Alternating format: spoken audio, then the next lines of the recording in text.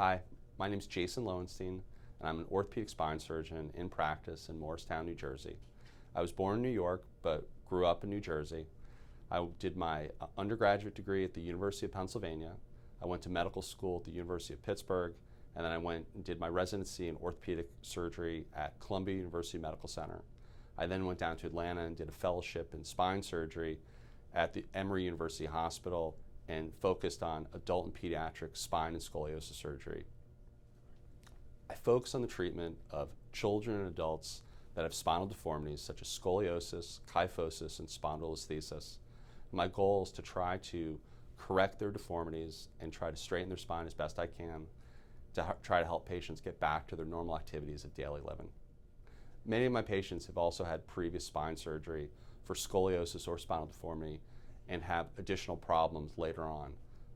I tend to see these patients and try to work up exactly what the etiology is of these further problems and then try to help treat them to again try to get them to maximally correct their deformity, to get them to stand up straight, to get them to be able to go back to their normal activities with as little pain and as much function as possible. Revision spine surgery presents unique challenges because patients have already had surgery and there's often embedded scar tissue associated with the previous surgical approaches. So it makes unique challenges for us as surgeons to try to fix those problems. These patients oftentimes come in with neurological disorders such as weakness or foot drop. They oftentimes have things called flat backs where they're unable to stand up straight, or additional disorders where they either stand up leaning forward or to the side. Our goal is to try to maximally correct that so they stand up straight and they can get back to their normal activities of daily living with as little pain as possible and as much function as possible. Patients can get diagnosed with scoliosis at any age. It can happen to children, it can happen to adults. At any age, it's a scary and confusing situation.